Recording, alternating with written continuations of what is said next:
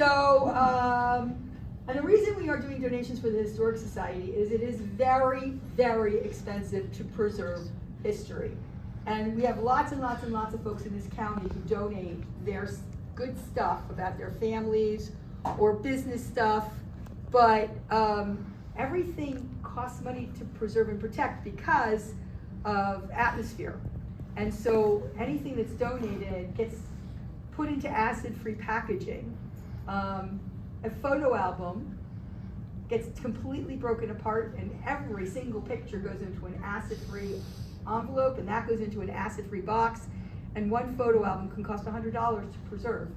So your donation today of the extra money for the garment bag is helping preserve and protect the Karrow archives. Which we're now starting to put together of 100 years of business history in this town and all of the politics of my family. So I'm gonna just kind of briefly go through that story. We're gonna go on to Flemington Main Street, and I'll be adding some more at that point. But my grandfather came to this country in 1912 on Halloween, went to New York City. He was 17 years old, and he came by himself. He was from what is now Soviet Georgia, from a little town that you can't find called Havana. And these are my cousins from New York and from Bucks County, who are my father's nieces and my grandfather's other granddaughters. Hello, my cousins. So he came over in 1912. My grandmother came in 1913, and her whole family went to Philly, and her father was a very, very, very educated cantor, and he spoke 5 languages, and my grandmother did too. She spoke Italian, come on in, Italian, English, Russian, Yiddish, and French.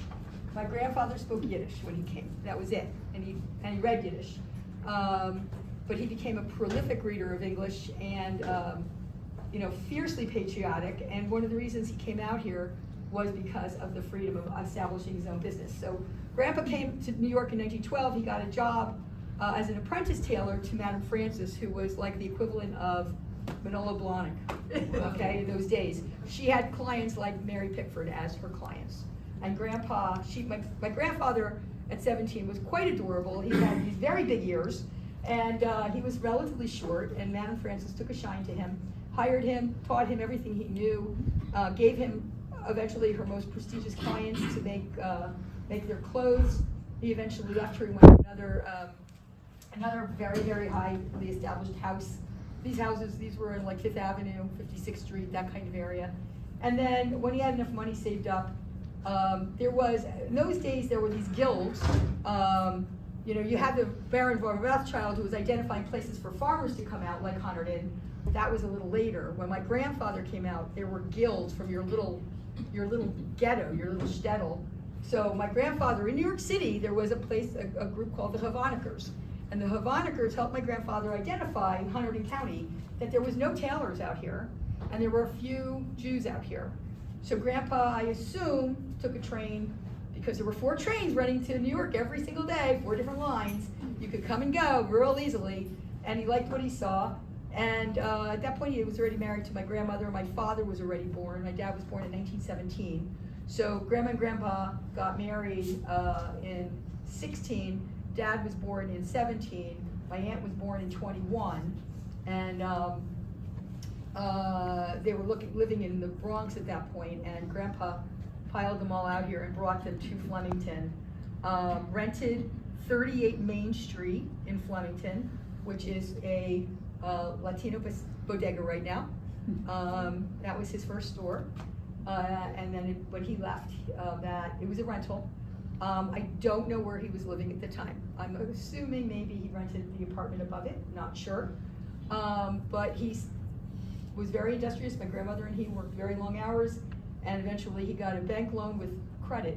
Like I said, your credit's good. My grandfather got a credit loan and bought what was the grocery store across the street at 32 Main Street, and the whole building, and he renovated the entire thing and turned it into a goods shop. So he had all the goods at the window: silk, cotton, wool, and linen, and all garments were made to suit. They were all custom made. And he and my grandmother and my father and my aunt lived up on the 3rd floor on the bigger apartment that's up there. And they're still there. There's 2 apartments up there. Dad rented out, well, grandfather rented out the bottom one, and they established the business. And my grandfather was an Orthodox Jew. There was a synagogue located, which is now the VFW, next to the firehouse on Park Avenue in Flemington Borough. And in 1948, after Israel became a state, the Jews in the county, which were maybe 200 families, established the Flemington Jewish Community Center on the corner of Hopewell Avenue and East Main Street in Flemington. My grandfather was a founding member of that synagogue. My dad went to, and my aunt both went to Flemington High, all through the Flemington public school system. I haven't looked at my aunt's yearbook, but my dad's yearbook includes people like Bart Evans and Charlie Fisher, Sr., who were my father's classmates. It was a really good class. And I see Lois here. One of the things that I brought along to donate to the Historic Society today includes the 15th class reunion from 1949 of my dad's class of 34, but Dad never identified who's in the picture.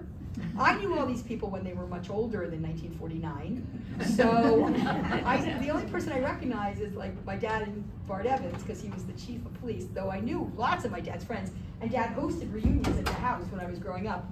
So I'm challenging Lois to sit down with me with a 1934 Echo to help me identify all these pictures for the Historic Society, because I figured you'll know them, and if you don't, we'll find Joe Ryan, and if she does, we'll just find people that we hopefully know them.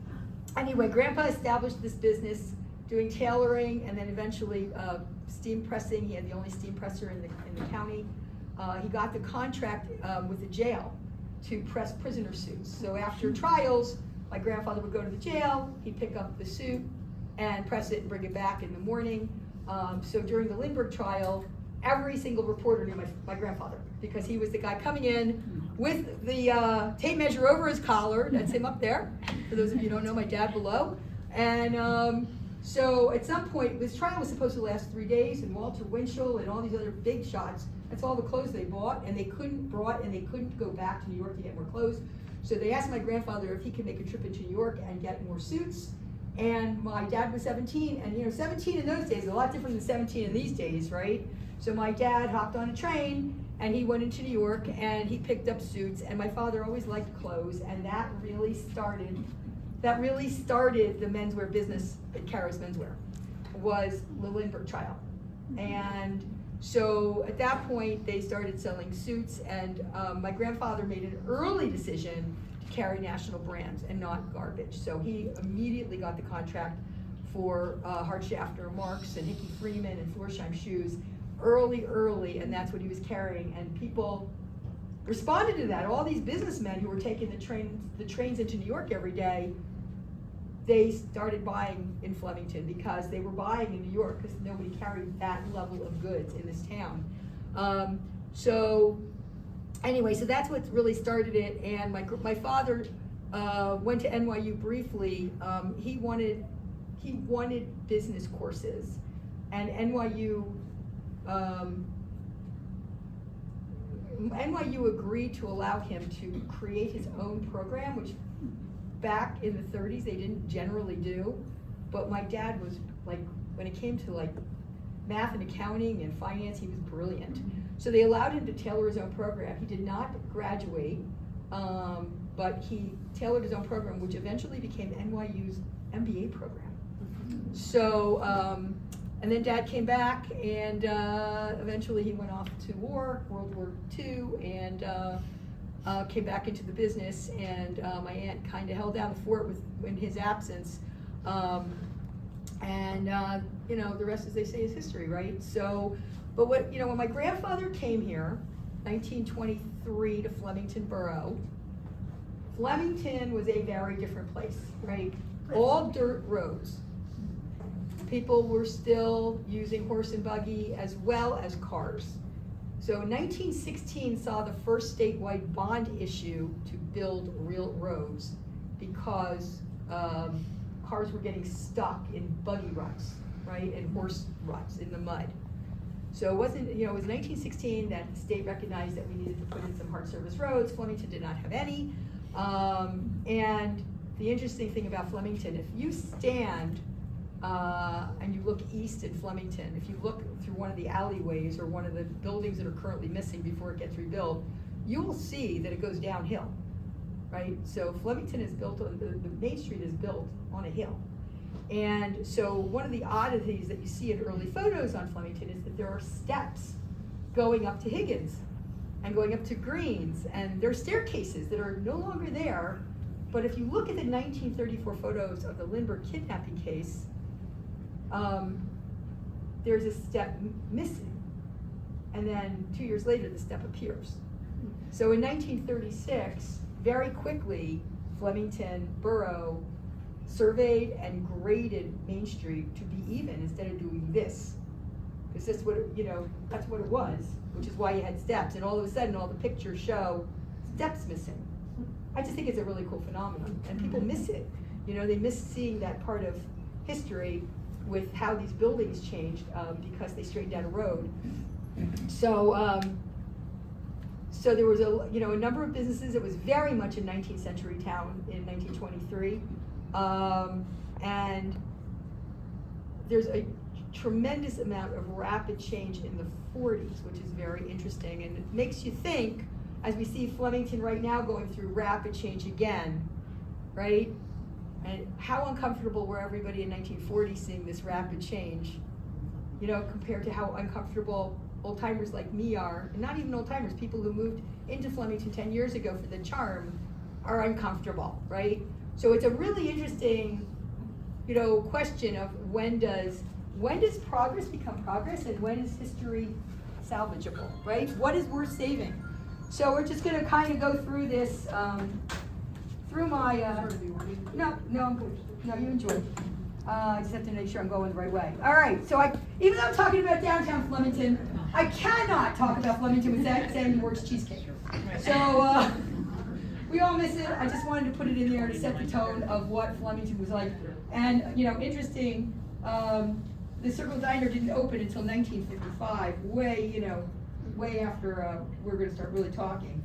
So here we are with Global Ag, right? So the top picture is 1929, note the vehicles. And then the bottom picture is their 25th anniversary, 1959, or 30th anniversary, it's 1959. And of course, we all know what it looks like today. Very sad, waiting for redevelopment. It's going to be 100 apartments with an open area and probably a restaurant, 5 stories high. So yeah, I hear you. I'm making it better. I can't change it because there's a contract, but I can make it a little bit better. We have a developer there that's really very, very willing to talk.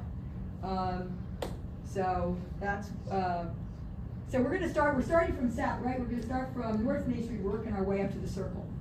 So Flemington Floral. Remember the Minas? Who remembers the Mina family? All right, the Mina family. So Jeremy Long, who's the council president in Flemington Borough, is the grandson of Mary Fitz, who's in that picture, with her father, Tony's sister Mary, and this picture is 1948, and of course Flemington Floral, no longer owned by the Mina family, but very much still there as a floral shop. This is what the monument looked like when it was dedicated in 1892. Crazy. And of course today, not a lot of traffic in Flemington, but will it all be guaranteed? And if I ever do this talk in 5 years, everybody's going to be complaining about traffic. And there's the Broadhead building, which is the Grom building today. Did it ever become a private hospital? I don't think it did. I think it stayed in private ownership because Mrs. Broadhead used to, my friends, I used to play with the Rislows. Remember Dr. Rislow? So I used to play with the Rislow family, and my grandparents, after they, so they had the apartment, and then at some point in the 50s, they bought the Mason farm in Delaware Township, what is now the Mason farm. So they were living out in Delaware Township. My grandmother didn't drive; it was too remote for her. She couldn't stand it. They came back. They built a house in Flemington Borough, and my father bought it from my grandparents when we got married. I live in it now. My grandparents bought the Tudor house across the street from the Flemington Presbyterian Church, from a petition. And so it was right next door, so we used to play over there all the time when we didn't think Mrs. Broadhead was home. She was really nasty. She'd come out with a broom and chase us off her patio. She used to chase my grandmother off the patio, so she's not a nice person. And that's it today. Still a beautiful building. I think it looks better today than it did back then, with that beautiful porte cochere. You know, quite a lovely home. And then, so here's one, Under the Wrecker's Hammer. It's a beautiful, beautiful Victorian home. Gone. This was 1940. Where was that located? Well, I'll show you what's there now. You're gonna weep. 8 Main Street. That's what's there now. That was what was there. And behind it was the last blacksmith. There was a blacksmith shop behind it. He closed in the very end of 1982. It was truly the Hunterdon County Democrat even said it's the last of an era when our last blacksmith closes. So that was 1952. And I just wanna, so in 1950, actually I'll save that till the end. So that was, 8 Main Street, it's really sad, right? So here is, there it is. Meanwhile, with the closing of the last of the blacksmith shops, old-time Flemingtonians mourn another breaking of the links with the past. Sam Holt's black. Right? So how often are we still mourning the breaking? Even today, we mourn the breaking of the past, right? The Union Hotel, Liberty Village, the Agway Building. We just cut glass, it's a perpetual thing. It doesn't ever end, I think, because this is an innate thing with us that we're all sentimental for what was here. But it's not Mayberry anymore. So this is the William Hall, I'm sorry, it's not the William Hall grocery store. This is the, I'm sorry? Skinner. The Skinner building, right? It was, William Hall did have a grocery store in here for a bit. This is on the corner of Katner and Main. You can see what it looked like in the 1890s, then it got kind of cleaned up, and here it is today. And that was saved. There was in the 70s, it was going to be torn down, early, like 1970, 71, and a bunch of activists got together and went to Borough Council and was like, you cannot let this building get torn down. The county purchased it for a brief time to save it, and then sold it back to the public. But that's how it got saved, was because the county bought it for a brief time, because it was coming down, which would have been terrible, terrible, terrible, terrible. It is one of the oldest buildings in Flemington Borough, and is certainly some of the most interesting architecture in the borough. Across the street, this is the restaurant I grew up in, eating lunch there almost every day when I wasn't in school, and at least once a week at night was Lahakis. Yep. And Uncle Gus he opened that Lahakis in 1949. And David, he lived on Country Club Lane, of Lahakis's, and not right away, obviously, but it was a luncheonette, breakfast, and that's where it is today, where Christ Jewelers was, and is it currently, what's in there, Black Dog, and I think part of it's empty. And there's Gus in 1949. The inside, I think it looked just like that basically when I was a little kid. Then they remodeled it. And then in maybe the 70s, a woman bought it, I can't remember her name, but she used to make, I remember my dad, because Dad was open Thursdays and Friday nights. And on Thursday night, she used to roast a whole turkey, and she'd have Thanksgiving dinner, and she'd carve it right fresh for everybody. My father would never come home for dinner that night. So, this is the Hotel Flemington in 1938. It was slated to be torn down to become a new post office, which eventually did happen. Blair's department store ended up, at the time, Blair's department store was down at the Palace Theater, just down the street. And then it moved to a new location where the Hotel Flemington was, which is the post office now. Blair's was, there were two department stores. The post office was basically the door in the first window in its original rendition, was a standalone building. And then basically what's the next two windows was a different department store, and then the last two windows were Blair's, and there was a driveway at that point. And Blair's caught fire, a lot of you will remember this, in 1968. Mrs. Blair and Mr. Blair got out. Remember all this? They got out fine. It was Christmas time, and Mrs. Blair it was very cold, and Mrs. Blair ran back into the building to get her fur coat, and she died of smoke inhalation. And my father had gone down to Main Street. They were hosing down my dad's building down the alleyway, so it wouldn't catch fire. The paint was peeling and running down. Dad went into the building to get his records out, because that was so important, right? And he also brought Mr. Blair a coat, and the whole area burned. I mean, it was burned to the ground, except the post office had damage, but not down to the ground with the other department store. They shared a wall, and they both came down. And I was in single digits in that year. When I woke up, my mom came into the bedroom to wake my sister and I up, to tell us that Mrs. Blair, who was like an aunt to me, had passed away. And not to be afraid, because all of my father's tenants were in the kitchen.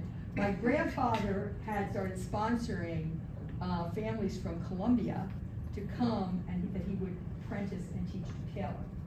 So he had two brothers who had children, and they were renting the apartments upstairs. At that point, there were 3 apartments, 2 on the second floor and 1 on the third. So they were renting 2 of the 3 apartments. They were all in the kitchen crying. Everyone was in the kitchen crying over Mrs. Blair. And of course I was like, where's Dad? You could see flames from the house. The flames were huge with this fire. And my mom said, oh yeah, he went down to the store to get his records. It freaked me out so badly, I would not light a match until I was in my 20s. I got so paranoid of fire. But he came back, and they saved the building, and the smoke was going, I believe it was going west, so there wasn't any smoke damage, though Dad had a smoke sale anyway, just because it was good for business. And I remember that. But that's the post office. And then, you know, if you don't, I hope you remember Blair's. It was a really lovely store. It's a terrible picture, I'm sorry, that is what the front was. But it was a lovely store. It was mostly women's clothing and women's handkerchiefs and, you know, women's clothing in general, not kids at all. But it was a nice store. Definitely gave Nevius Brothers some competition for women's clothing. So that is not my grandfather's store. It's the next building up. I don't know what I was thinking when I took that one, but you all know where it is, up Main Street. So you've got Garden State Salad, which is the empty store, and then there's, I think it's an empty store right now, and then the next one is the bodega, and that was the store that was originally with my grandfather. And then as soon as he moved out, New Jersey Power and Light moved in, and that was their first location in Flemington. And across the street at 32 Main was Jacob Hall's grocery store, and that's what it looked like in 1904, and that's what it looked like basically in 1929. So my father used this picture as an ad, and basically challenged anybody who could name anybody in this picture would get a free Stetson hat, which was worth a lot of money, and nobody could. So to this day, all these pictures, I believe, are still unidentified of who's in this picture in 1904, which is too bad. But that's what it looked like when my grandfather bought it, and he immediately renovated it in 1929 when he bought it, so it would look like that. And it's quite a transition. This was the first modern storefront in Flemington with glass windows. Nobody had ever built a storefront like that before. And you could see the 2 apartments above, on the second and the third floor. And you could see the building next to it, which became Nevius Brothers at some point. Blair's at some point. And then this, when Grandpa renovated this in '29, the store boasted all of the modern conveniences, including 2 fitting rooms, which was a big deal. I don't know what people tried clothes on before that, but there were 2 in this store. So then it was renovated again in 1953, and that's, there was an architect out of Somerville that was used, who actually right after Dad did this, Nevius Brothers was so impressed, John Nevius, that he hired the same architect who redid his window. But it pretty much stayed like this for a really long time. And in fact, if you look at Printech today, it looks very similar in the front, with one exception. There it is today. If you see at the very bottom, there's those fake stone panels. Dad, every single day, Dad had to go out and he had a long-handled broom to get all the leaves that had blown underneath the windows. And so he finally, in like 1972, blocked the leaves from blowing in. I have, huge memories of my dad rolling and unrolling an awning that was up there, which Printech, I don't know when Dad put it in there, but for the sun, when it would come in, part of the year in February and September, the sun would come right in there. And so what happened after Blair's burned down, my father purchased up the whole lot. And he had the intention of expanding the menswear store. And he had it, I don't know, maybe 6 or 7 months when the federal government came in and basically used eminent domain, and they took a big chunk of the land to expand the post office, which now they're not even using, right, ironically. My father was angry about that, and really, Dad was already an elected official. My father was elected in 1960 to council. He was president of Borough Council for like 19 years and then mayor. And he was really, really miffed about eminent domain and using it. They paid him for it, but he had no opportunity to negotiate or barter. But what really made him angry is that they blocked off the back exit. And there used to be a back way and out, which there is still, but it was, now it's very narrow and it's, it's dangerous. Dad he owned that whole easement, and they took that too and put up that concrete wall that's behind the post office today and said, yeah, nobody's coming back here. And that's what really made him angry, was that his customers were gonna be really inconvenienced. So, anyway, he did build the addition, which is now the Shaker Cafe. My mom persuaded him to put women's clothing in. That lasted a year and a half. Dad hated dealing with women's clothing. And so, that was that. And the empty lot stayed empty for a really long time. And now the post office is, like I said, they expanded it, now it's a thrift store. So, but by the time all this was done, this is an article from my grandfather, was interviewed by the Democrat in 1953, celebrating his 30th anniversary in Flemington. And what's really interesting, in 1953, he says, there aren't many businesses left on Main Street. Main Street's now concrete and modern. We're in business in the town, who were here in 1923 when we started. Very few, in fact. There's only Frank Green, gone now, right, and Nevius, gone in the retail section. Still active in other parts of town are A.G. Muller, that was cut glass, gone. Of Flemington, cut glass, and Luther Stodoff Sr., Sam Stodoff, Howard Van Horn, the barber, and Howard Moreau, publisher, that's of the Democrat. Sam Hall, the blacksmith, has only recently closed his business and retired.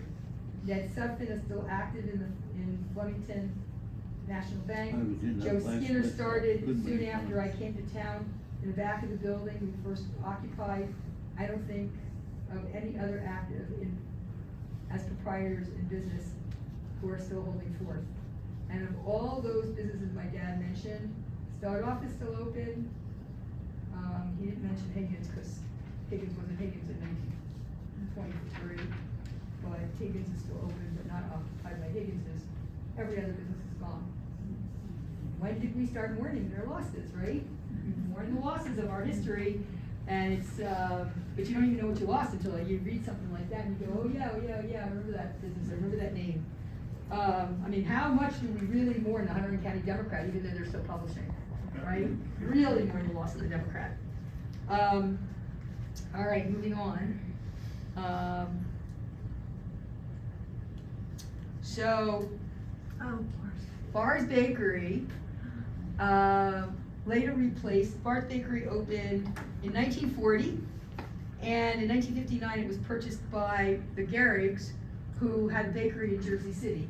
Now, 10 years ago, I haven't looked recently, but Garrick still had a bakery in Jersey City, owned by Italians, no longer the Garrick family, but they were still making the shoe, those amazing eclairs, you remember the eclairs at Garrick's. And the Garrigs went on, Mr. Garrick became the head pastry chef at Princeton University, and then later they opened up Canterbury Tea House, where they special ordered the eclairs if you asked for them, if you knew to ask for them. Today, you all know it is Market Roost, and that's what the strip looked like in 1940. You see Blair's was there. You see my dad's store all the way at the end. Next to my dad's store was what we know as Jack's Pizzeria. It was a men-only bar. Women were not allowed. And it had that purple black glass, you know, depression glass, the purple black glass you couldn't see in, but it always had this purple tint. And when they sold their liquor license to the Circle Diner. And when they closed it down as a bar, my mother barged in with my sister and I and said, my kids always wanted to see this bar, so they're gonna see it. And we went to the bar, we walked in, she walked us all the way down, and she walked us out. So I don't know how many women can actually say they saw the inside of that bar. I did. But if you knew my mom, she was a piece of work, so she would do stuff like that. But this was owned by the Tarantola family, and Italo Tarantola was not a nice man. He was a lawyer, not nice. He lived upstairs. He had a trucking company in the back. You know, lots of trucks in the back. He did trucking there.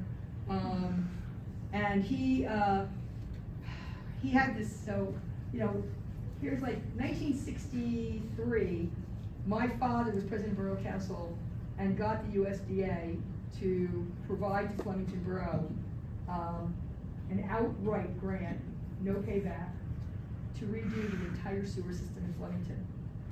The entire sewer system in Flemington, which at that time was already 70 or 80 years old. But they had to declare the town to be in need of redevelopment. They had it declared, what was the word? Derelict, basically. I can't think of the word. And it'll blighted, thank you, that's the word. They had to declare Flemington blighted, and Italo Tarantola ran a whole campaign against the Borough Council. How dare anybody want to call Flemington blighted? And the council, all the business people and hundreds of residents came out and said, we're not blighted. And they had to turn down the money. So I will tell you right now, we are completing one little stretch of sewer from the Union Hotel out to the edge of town. It's $3.5 million. We're gonna be doing the sewer from the Circle to Church Street. We're estimating, because the sewer lines go 20 feet down, we have to dig 15-foot holes. That little section is probably just the sewer, not the roads, is gonna be about $2 million. So, Flemington has been struggling with getting their sewer lines and water lines updated. Yeah, Lois? What year was the big upheaval? 63, 64, 65, something like that. 64. Something right in the middle of the 60s. And that was Italo. I mean, like, and he cost this town, you know, in today's dollars, $100 million because of vanity and not willing to say, you know. My father had taken, like, they had taken a plane down. This is how big a deal it was. The whole council went down by plane to Congress for this money. Yeah, it's a shame. It's a real shame. So, but that was Italo, and I don't have a lot of fond memories of it because I was a little kid, and he was a crotchety old man. I could have been married to Mrs. Broadhead. Anyway, so there's Bar's Bakery, I'm sorry, and that's it today. So it's actually where Market Roost is, past the yellow awning. It's the next stretch down. And That was done by Don Schumann years and years and years later, and touted as a great improvement to Main Street to have this modern facility, facade. So in the 1968, again, activists from the Historical Society, York County Historical Society, wanted this saved. It was again in danger and threatened, and they made a big pitch to the freeholders to save this building, and the freeholders agreed in 1968 to save it. And so this building goes back to the 1780s, and you can read the plaque, which John Cool wrote about the Southern. It's called the Southern Building, and there it sits today, looking exactly like it did back then, and has looked for 200 years. So we're lucky that happened. So here's our Hall of Records and the courthouse. You can see there were some renovations done, alterations originally. You can see the stairs are different, the windows, the doors. It looks very similar to our Hall of Records today. Not a lot of changes. I'm skipping the courthouse and I'm skipping the Union Hotel because they're so obvious, right? But I will tell you, when my grandfather came in 1923, the jail behind the courthouse was built in 1926. It didn't exist. And in 1922, the state legislature prohibited elected officials, freeholders, and county government to allow the sale of any goods to prisoners. And so in 1922, the debtor's prison, a debtor's room, was opened in the old jail, which was like a house, one room for debtors, and who had previously purchased because they owed money, they previously had to purchase food and blankets and things like that. And the warden, in 1922, wrote a letter to the public saying, you need to understand, if you're a criminal, we give you food and we give you a cot and we give you a blanket. If you are a debtor, you have to rely on your family and your friends to bring you anything. That's can you imagine, I mean, like, to me this is barbaric, but that's what it was like in 1923. Debtor's prison, I mean, this isn't just Charles Dickens. 6, right behind it, as it looks today from the back. So we're gonna go across the street now. So here we are in May 1936, Green's Pharmacy. See the steps up top? See the steps are gone down below? In 1936, these are both taken in 1936. Green took the opportunity to do a big renovation while this other stuff was going on. That corner door is gone now. It was there when I was a kid. And there's, I believe, the side window I think is still there, but I'm not positive. But there was a door on the side originally. Yeah. So I just find that so interesting. And then Was it a soda fountain then? there was a soda fountain inside. Yes, there But was. from the beginning or Yes. just later? No, there was a soda I fountain in there. remember it was a soda And then it got fountain. purchased up in 1958 by Jim Ryan. And it became Ryan's Drugs in 1958, which is what I remember. That's Mr. Ryan in the vehicle. It still says Green's on the awning. And then today, it's lovely, Right. right? It's still lovely. It's a lovely, lovely building. You know, the architecture is intact, the front's different, but it is lovely. It's a beautiful building. So here we are in 1878. This is the storefront on the corner of Bloomfield Avenue. There's the lovely, lovely building we just talked about. And this is where Nevius rented right in the center. And of course, that's all gone. Nevius moved down the street. This is what's there today. And there's Nevius's new storefront after he saw what my dad did. He got the same architect, Kuppelberg from Somerville. And here it is today. Again, activists saved this building under the redevelopment of the Union Hotel. This building was supposed to be torn down. And then it got saved in negotiations because there was such a public outcry. This was the potting shed when it was last opened in an antique store. But this was Nevius, one of the finest department stores in the state of New Jersey, if not the finest. If you go to Trenton on Broad Street, they still have a marble building there that says Nevius, but it's long gone. So this building is 1941. This is the Burnett Berkowitz building. It had A&P downstairs, and upstairs was a law office of her and Fisher. Ryman Hurst, he's still alive, right? Yes. Ryman's still alive, and prominent legal family in Hunterdon County. If you look at my family's corporate documents, her and Fisher were my family's lawyers.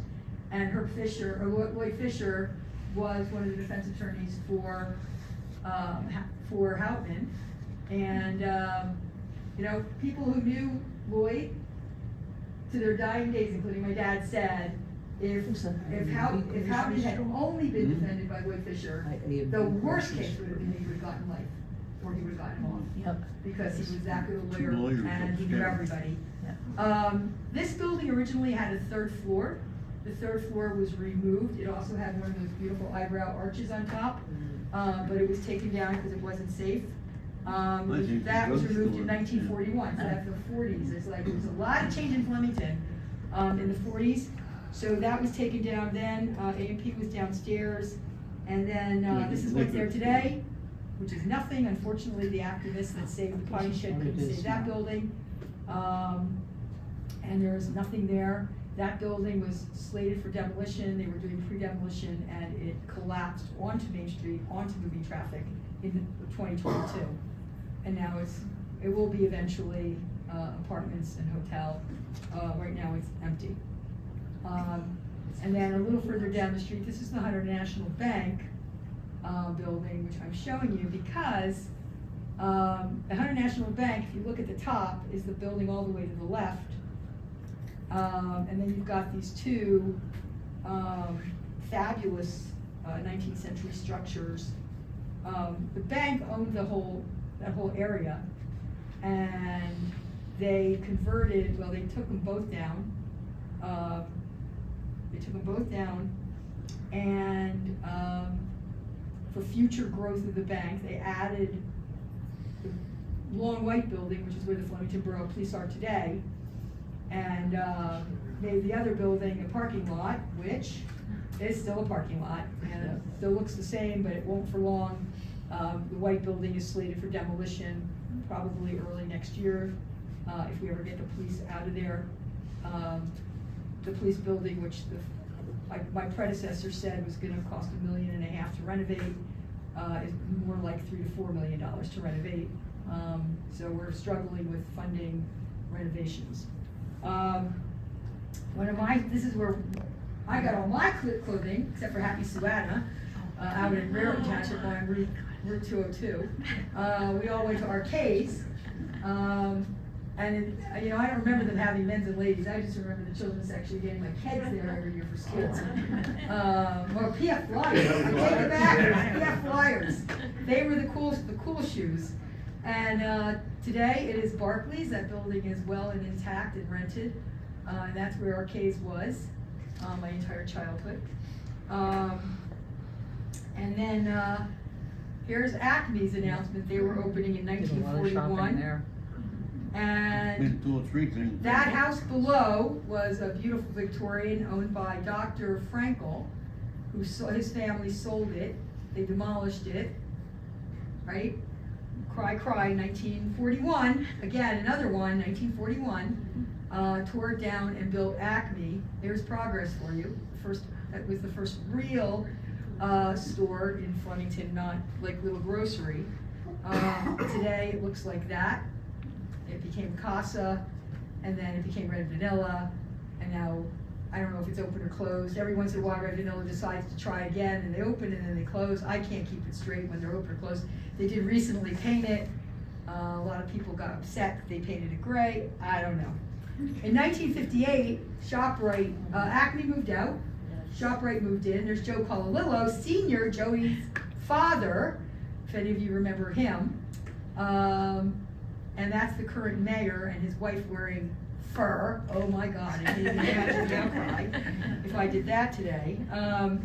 And then Acme moved out to a new location on the corner of Route 202 and Ravel Avenue where Planet Fitness is. And that store, that year, they moved out and there was a groundbreaking in 1958 to put on the two wings that became that shopping center. So they just moved out there as their own store, you can imagine. And, and they boasted automatic doors and a dairy aisle and freezer section and, these things that we take for granted today, including a conveyor belt to move checkout lines faster. So, that's amazing. Here's another 1940, oops, I'm sorry. That's your supermarket with the dairy department will offer an imposing display of imported domestic cheese as well as milk, eggs, butter, and other dairy items. Gave a run to the money of the old egg auction, right, where a lot of people went down for their dairy on Park Avenue. So, yeah, anyway.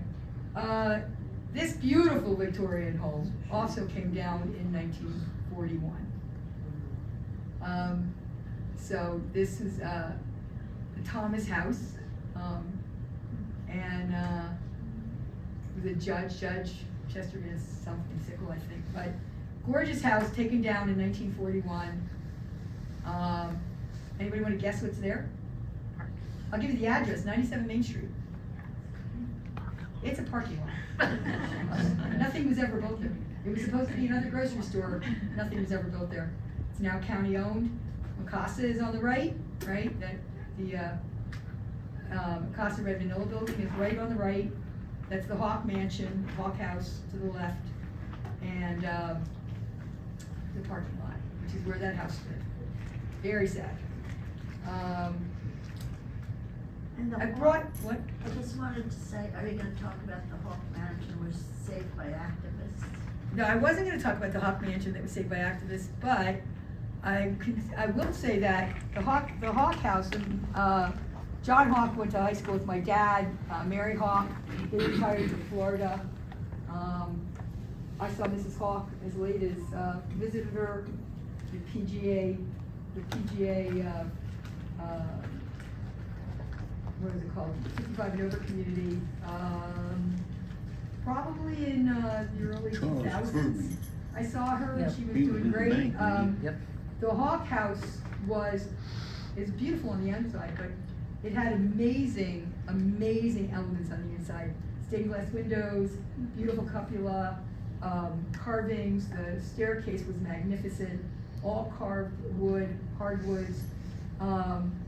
When this got saved, the owner stripped it and sold it all in pieces. So if you go in there, it's just like this basic nothing building, but it was magnificent. Does anybody have any idea where the big spider stained glass window went to? I mean, that was No. incredible.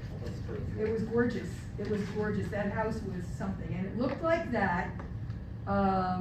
When I was a senior in high school, we were asked. I was in the acting club, the thespians, and North Hunterdon and Flemington's thespian societies were asked to participate in a haunted mansion to raise money for Marcia Dimes. And that was done by, I can't think of her first name, Hamilton was the last, her husband was a lawyer. And Bill Doyle, the former sheriff, was her boyfriend. He was a state trooper, and they ran it, and us high school kids went in there, we were the ghosts and the spooky whatever. All those elements were still in there, and that was 1977. They were all intact. And then it was shortly after that it all went south, so close. But the Borough Council wanted to rip that beautiful Hawk House down, and they wanted, in their infinite wisdom, to put a road through from Main Street to Park Avenue Yes, true. and have a strip mall there. And there was a group of us that met in front of the old A&P, led by Edmund Bernard, who became a judge in our county. And yes, and we marched to the Borough Hall. Right. And that was the beginning of a big brouhaha Yeah. that saved the whole. There was a lot, in the 70s saw a lot of crap. So if you go back to the early 70s, Rose Lawn, which I did not show a picture of, Rose Lawn is right across from the monument. It's the walled, beautiful Victorian home with the ugly, orangey, hideous square office building on it, that is empty. And Rose Lawn was the home of William Emery. It was one of his several homes, for which Emery Avenue is named. And in the early 70s, the Borough Council, the Planning Board was approached about building that ugly office building where the Rose Garden was. To my dad's dying day, he said it was the worst decision he ever made, was to vote for that. To his dying day, he regretted it. So it's hideous and it's ugly and it sits there unrented. Anyway, I brought this in only because, it's such a familiar site on Mine Street. New Jersey Telephone Company in 1957 moved to this building and shared it with the New Jersey Power Company, which occupied my grandfather's old building for a while, and then they moved out here and they built this building, and then New Jersey Telephone came in, and that's why I brought it in, because it kind of connects to tracing, who was where in Flemington. And that, of course, is the building today. It doesn't look much different at all on the outside. I don't think it looks much different on the inside either. And it was the site of the Fulper Pottery. that Yes, it was, burned. yes, and it does have a blue plaque there that Fulper Pottery was there, that burned down. So here in 1959, is another one of William Emery's mansions. This one, is really interesting. He had two. This is his second house. I think his son John lived there. And there was a house behind a little building that he uses as a office. Does anybody want to guess what's there today? I know what's there. You can't say that. The gas station. This is what's there today. So yes, indeed. Historic dwelling to go for a service station. How sad is that? This was in again, it was in 1959. That gas station is supposed to become a bruncherette for the last 8 months. We're still waiting to find out what's going on with it. So William Emery, behind that building, some of you know, there's a little stone house, brick house. He used that periodically as his office. And so William Street, is William Emery's street as well. Nobody knows where William Street was named for. We know Emery, we know Catner. Though, all the other historic names of the towns have been basically changed other than Foran, which is recent. I mean, Foran was done in the 2000s. Do you remember, Brian, when Foran was named after your father? Not precisely, no. I was elected to something. I was a freeholder, so it was after 1999. So I was a freeholder at the time, and on the township committee, so it was between 1999 and 2002. So, but that was, other than Foran, George Wilson Way, Emery, and Catner, we don't have a lot of names in Flemington named after Bunnell. historic people. Bunnell was named after That's the true, family Bunnell, that lived right, in the that's true, Fleming the Castle. tavern, Yeah. that is true. And I forgot about Bunnell, but William Street was actually named by William Emery after How himself. about Corcoran? I don't know who Corcoran was named after. Yeah. And it was William Martin Way too. There's a few, but these old names, the old names are, there's few. Bunnell, Emery, Catner, that's about it. But that's what happened, to that. And So, Shields Avenue was named after Captain Shield. who's Captain Shield? He was in the Civil War. Thank you. Okay, so there's that. So, here's the Village Deb Shop before it became the Village Deb Shop. That was where my mom liked to shop. And they opened up, renovated it, put in a fancy front. The Village Deb Shop boasted 4 rooms of ladies' town and country clothing, where you could have tea between 2 and 5. And they served you tea. Anything you want to add, Janice? No. Janice once upon a time was an in-law Yeah, my in-laws owned it. of the Village The Deb Shop. Village Deb Shop had come from down further on Main Street, remember? No, I Across don't. from the post office. No, I don't, Lois. sorry. Sorry, this opened in 1952, it's before my time. And then it became the village Mrs. Endeb. Right, then it became the village Mrs. Indian Then shop. it became an antique shop and closes. And here it is today. It is Viva Mexico. And it is back, if you look at it closely, it is back to, you know, and that was redone by Orvieto. They took off all the glass and everything, and then Viva Mexico, they lovingly painted it, and those corbels are there, and it's all there, you know, where you can sit on that patio and porch, it's all safe, and it's back to, you know, it's one of the few places that go back to its glory days of the outside versus the other way around. And here's Lois may be the only person in this room who knows what this is, not because she's old enough to remember, but because she's such a historian buff. But Lois, don't yell it out. Does anybody know where this is? Yes. This is the American Baptist Church on the corner of Church Street and Main Street today. And in 1926, where there was a fire, which my grandfather would have seen, that spire acted like a chimney and sucked up all of the smoke and all of the fire and burned the thing down to the ground. But can you imagine having the Flemington Presbyterian Church and that magnificence on one end of town and this on the other? What a dramatic Main Street that would have looked.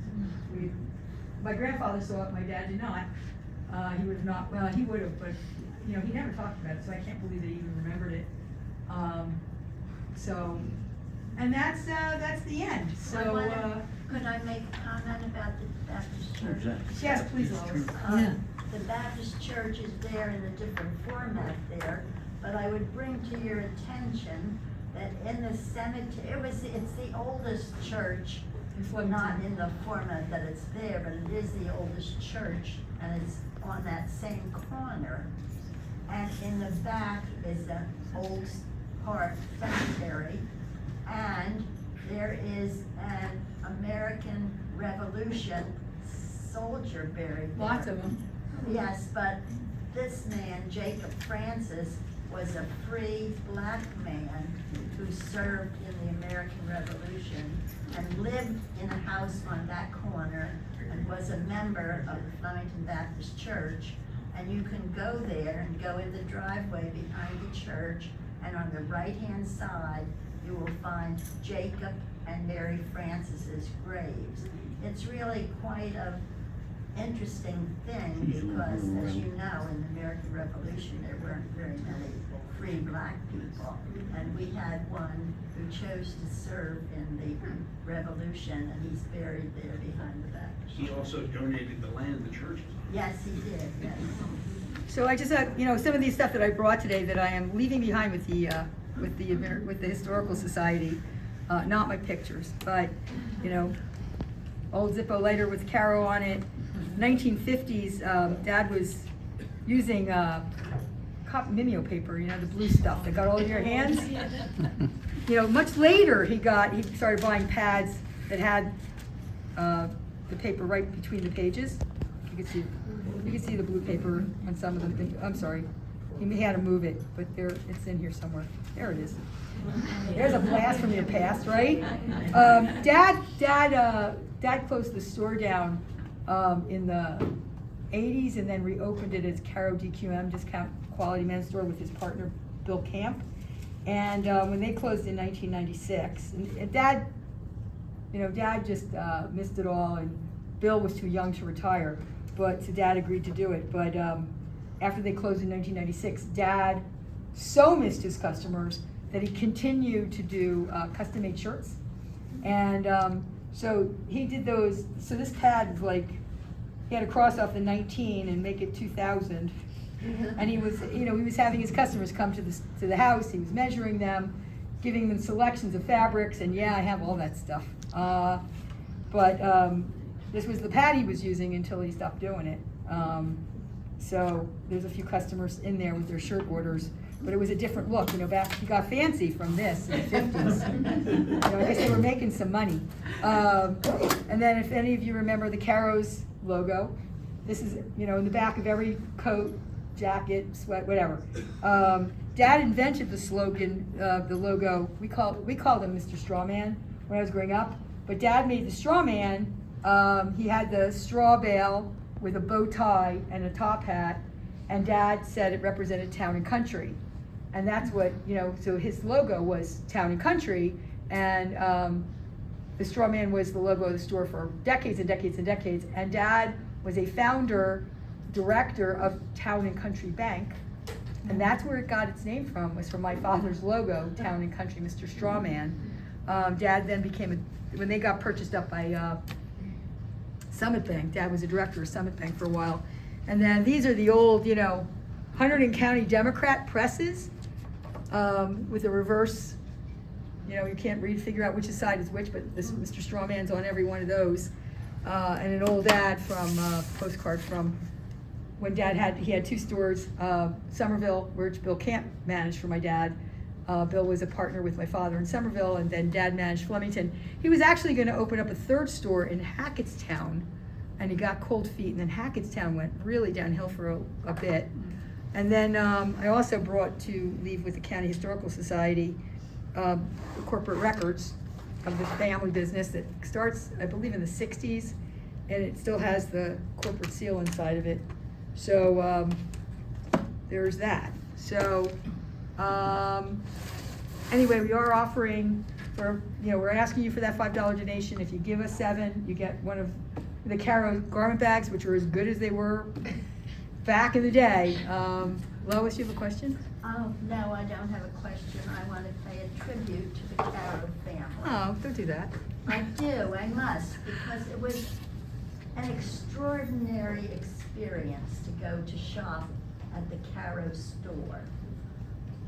I didn't shop in the 20s and 30s, but when I was a married person in Flemington after 1958, and even sometime before, if I went there, my Uncle Don liked nice clothes, and he shopped at the Karrow's shop, and I would go there, and it wasn't just for my Uncle Don, but if you went there looking for a gift for some man in your family, you just said to Saul Karrow, I'm looking for something for Uncle Don. And Saul Karrow knew who Uncle Don was. He knew what shirt size he knew what color Uncle Don liked. He knew everything about what this man would want for his attire.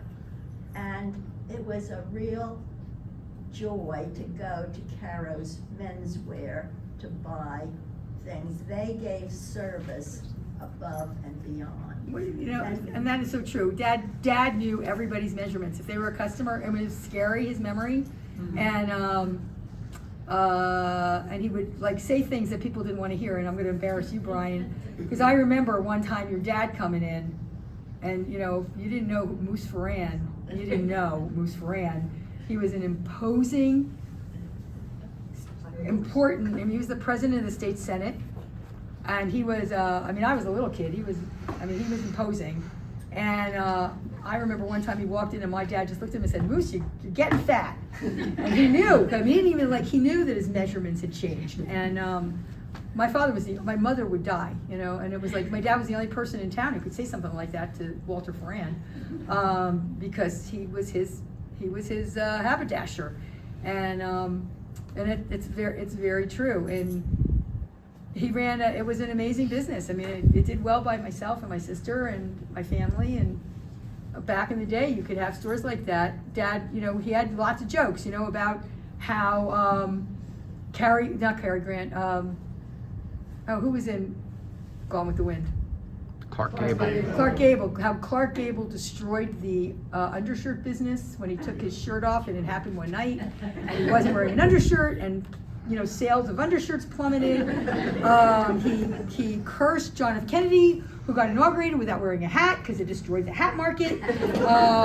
He knew all of that, and he also kept scrapbooks of every single ad and every single ad sale announcement that the business placed. And it's 4 boxes of scrapbooks of advertisements for Karrow's in date order. And it's, when you look through them, a lot of it is just ad after ad, but when you really go through them, you start seeing the subtleness of the change in America.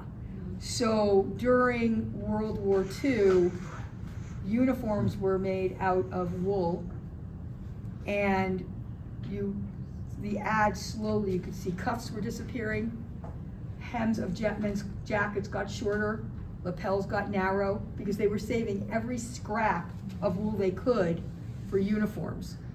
So in World War I, it's the same thing. Women's dresses got shorter because World War I, they needed the fabric.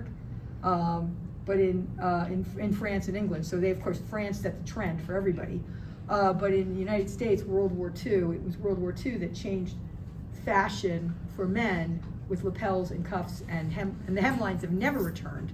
Cuffs come and go, lapels sometimes come and go, but the length has not changed. And then, when you get into the post-World War II, you start seeing the leisure class, like leisure ads. We used the word leisure, never appeared before. And suddenly, there were ads, and my dad had ads with young men going to college.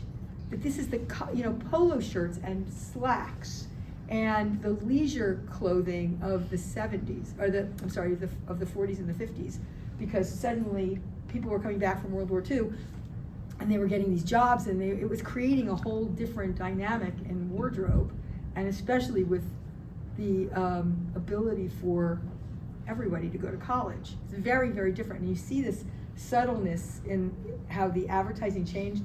The letters my dad was sending out in World War II, you are among or my grandfather, you are among our best customers. We just got in 3 dozen suits. We're setting them aside so you have your first choice. Or apologies that we can't get in new clothing because of the shortage of wool. You don't think about that, but you could see this history of things that were happening in America through my dad's ads. It's very fascinating. So I also want to say that you didn't have to look at the ads in the newspaper. You could look at the most dapper gentleman in the whole county, who was Saul Karrow. Yeah. And you would know the latest fashion, because this gentleman who walked on the streets of Flemington and was a council person and everything, was dressed to the nines every time he went out his door. And I just admired him because he personified the proper attire for a gentleman, and those clothes could be purchased at his. So he was a walking advertisement for his shop. yeah, my grandfather, here's my grandfather wearing, mismatched clothes. He had his ties. He always kept them rolled up with a pin in a drawer, and he didn't really care about clothes like my dad. And even pictures of my father when he was like 5, he was all knickered out, like all proper. And my grandmother always said that he just loved clothes and he always wanted to look, whatever. But Dad, here's the dirty secrets of the Karrow family. All of my father's clothes were custom made. He never bought off the rack.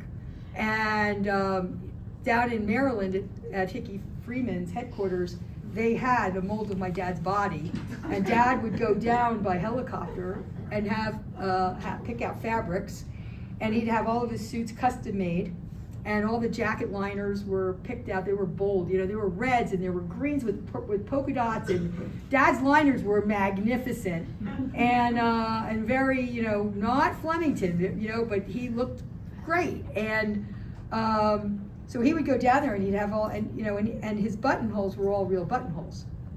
They were all real buttonholes, and so the first button was always unbuttoned, so everybody knew it was a real buttonhole. And if Steve Califer was alive today, when my dad showed him that, Steve Califer had Dad put in all real buttonholes in his clothes, and Steve Califer started walking around with an unbuttoned button. The only person occasionally I'll see King Charles with an unbuttoned button on his clothes, but all of Dad's clothes were like that. And all of his ties were Countess Mara, silk ties, his shoes were all Florsheim. And then it came down to the shirts. So when I was in college, Dad loved Broadway, and so we would go, when I'd come back, he'd get tickets, usually through Summit Bank, he could get last minute, really great tickets to something. So we went in to see something in New York, And he said to me, it was just the two of us, it was a Wednesday matinee, and he said to me, before we go, I got a stop to make. I said, okay. So he takes me to some street, to some non-distinct office building. You know, you go in and there's no guard back in those days, you know, and it's got 35 floors, and he presses some button upstairs, and we go up, and the elevator opens up, and it's a dark hallway with just door after door after door, and every door is a different business, right? And so we get to this one door, and he says to me, you are never to tell your mother about this. And I'm like, okay. And he said, never tell your mother about this. And I'm like, okay, Dad. And I don't know what I'm gonna see. And he opens up this little door, and the little bell goes off as we open the door. And there's this little room that was probably 6 by 6, and on both sides of the walls are bolts of cloth. And my dad said to me, all my shirts are custom made. Your mother doesn't know that. You know, and I'm thinking I'm gonna like walk into some, I don't know what, but this man comes out, Mr. Karrow, you look great. You know, I don't think any of your measurements have changed. Let's go in the back and just measure you. And my dad said to me, you can pick out one. I'm gonna get 2 shirts. You can pick one out. And he disappeared for 5 minutes. He came back out. Dad picked out a bolt of clothes, told the guy what kind of collars he wanted and his cuffs. And we left. And he said to my dad, we'll have it in 2 weeks. And we walked out, and my father said not a word. So I forgot all about that, right? We go see the show, we go home, blah, blah, blah. I'm not even living with my parents at the time. So this was, I guess, I was in college, right? So a couple weeks later, it must have been summer break or Christmas break or something. My dad comes home from work. I'm in the kitchen with my mom, and my dad's got 2 boxes. And my mother said, oh, did you get some new shirts? And my dad said, yeah, I had a couple that were starting to fray. And she said, oh, was it a new shipment of Arrow? He said, no, it's a different brand, but it was a new shipment we just got in today. And he looked at me. And to my mom's dying day, I never told her. I never broke my dad's trust that even his shirts were custom made. Hence the custom made shirt business, because he had to continue to get his own shirts made. So that's the dirty secret of my dad. That's as bad as he ever got, as far as I know. So anyway, any other questions? If not, the 300th always has refreshments in the back. Please browse again if you want to support a little bit more to start preserving some of the Karrow stuff. Richard. Yeah, it's just, it's a small thing, but with all the stuff we've lost, like the Circle Diner, the Flemington Fair, I take great pleasure as a Hunterdon native in seeing that the name Stangle is still being used in that area. There's concerts and stuff there. It's a small thing, I'm glad some of the old names are still around. Yeah, you know, and it's really sad because the 2 men who preserved that building and adapted it with really great adaptive reuse had the original redevelopment contract for the Union Hotel. And they proposed very high-end condos on the upper floors and the restaurant bar on the first floor. And it's exactly, we were a Main Street, New Jersey program at the time, and it's exactly what Washington said should happen to that building, is that we had too much low-income housing in Flemington. We needed a better mix with higher-end housing. And the public went crazy. They were like, oh, it was a hotel, we want it to be a hotel. And the mayor at the time got cold feet and pulled their redevelopment contract. And the rest, as they say, is history. We got what we got now. And those 2 gentlemen went to Stengel and bought that instead and did what they did there in a year. Sad, because the Union Hotel could have been very, very different, completely preserved and protected with condos upstairs, and all these other buildings would have been safe. It's a shame. It's a shame. Bad decisions by chicken politicians. No guts, no glory. Martha, my cousin. Marcia, my cousin, first, thank you. This is so wonderful, and I knew that my sister and I would learn a lot about our family's history in Flemington. And I just want to say that the women in the Karrow family were also all extraordinary. My mother, who was unbelievable and who loved Flemington High School, and we do have her yearbook, and there's a whole page about her, who also worked in the store and was very devoted. My parents lived in the 3rd floor apartment when my eldest sister was born, and then my father became a chemist, so they moved out. Marcia's mother, Adele, who I don't think that Saul could have been who he was without Adele. My grandmother, Annie Karrow, who kept a kosher household and worked 7 days a week, all of her life. And Marcia, who's made her life in Flemington and has been pretty extraordinary. So just so you know, I'm not donating these, but I brought a bunch of pictures, especially of my grandparents, both Ben and Annie. I have some great pictures of Saul in the army, where he was also dapper. I swear to God, so he must have dressed his uniform for him every day. And pictures of my mom and Saul and the rest of my family too, but I'll put them up. My aunt was a Douglas grad, and she passed away just shy of her 100th birthday. So she lived a long life. My cousins have an older sister as well, who's still working. Born in Flemington. Born in Flemington. My cousin Nancy. And you're right about Grandma. I mean, Grandma played bridge, and she played bridge with Mrs. Birnbaum from Flemington Fur, and with Mrs. Chance, the judge's wife. And I can't think of the third one, the third corner right now off the top of my head, but I can see her and I can't think of her. But that was her, once a week she played bridge. Other than that, she was in the store working with my grandfather and sewing, tailoring with my grandfather. It's very true. So, yeah, anyway, and my mom did their books. She kept their books for years and years and years and years. When you were talking over there and you said, my mom, she was a piece of work. My mom was a force. I just wanted to say, I knew Adele, and she was an extraordinary person because she marched to her own drummer, and you had to admire Adele Karrow. In little backwater Flemington, she She loved it here. What? Mom was from Philly, and And she she- loved the country. But she was Loved the country. She brought a different perspective That's true. to this town. So she, yeah, and she was one of the first volunteers for the Pink Ladies at the medical center. I actually have her badge thing that was supposed to get sewn on the jackets. I was going to bring that today, but my mom's another whole story. But then she became a member. She was a member of the Flemington Raritan School Board. Always outspoken. They would never let her become president because they were too worried about her. I think and she was angry about that, but it was probably justifiable because she was a force, my mom. And she would work the room. Dad was basically an introvert. He was the elected official, and she would work every room and every restaurant. It would take us an hour to get out because she had to work the room. And then Dad would get mad, and she's like, this is for your business and your political career. But she was a force, my mom. She absolutely was. And if you knew her, you knew her. And she let you know how she felt about you. So, but my dad always said that I got my mom's mouth, and my mom would say I got her mouth and my dad's brains. My dad would say I got both from my mom.